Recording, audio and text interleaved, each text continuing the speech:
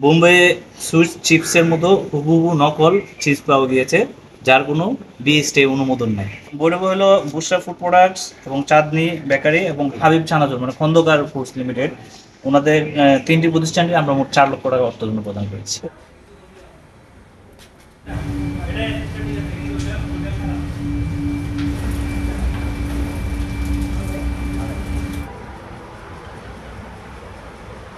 আর করের তলে একটা ময়লা থাকে না, আবরণ তেল দেওয়ার পরে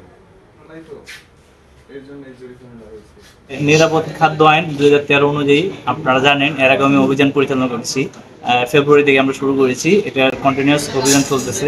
আর এটা হলো বুশরা ফুড, এটা ভৈরবের উত্তরপাড়া সম্ভবত কমলপুরে অবস্থিত।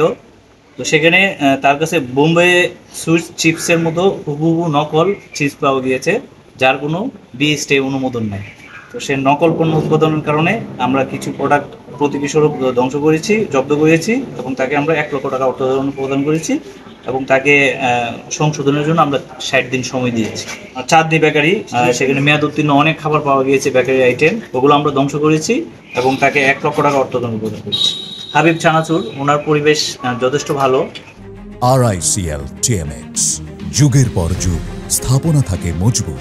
বুট জাতীয় খাবারের প্যাকেটকরণীকরণ জায়গায় কাদা পাওয়া গিয়েছে, এই জন্য অস্বাস্থ্যকর পরিবেশ, এবং উনি যে মুড়োকে মনাক কাটা বিক্রি করতেছেন, এটার অনুমতিপত্র আমাদের না দেখানোতে ওনাকে আমরা 2 লক্ষ টাকা অর্থদণ্ড। বৈরবে হলো বুশরা ফুড প্রোডাক্টস এবং চাঁদনি বেকারি এবং হাবিব চানাচুর মানে খন্দকার ফুডস লিমিটেড, ওনাদের তিনটি প্রতিষ্ঠানকে আমরা মোট 4 লক্ষ টাকা অর্থদণ্ড প্রদান করেছি। আমাদের অভিযান চলবে, কারণ নিরাপদ খাদ্য সবার অধিকার। আপনি আমি সবাই এটার সাথে সম্পৃক্ত, সবাই সম্পৃক্ত। নিরাপদ খাদ্যের স্লোগান হলো যে আমরা নিরাপদ খাদ্য খাবো, আমরা আমাদের সুস্বাস্থ্যের অধিকারী হবো। আমরা খাবার নিয়ে কারোর সাথে কোনো কম্প্রোমাইজ হবো।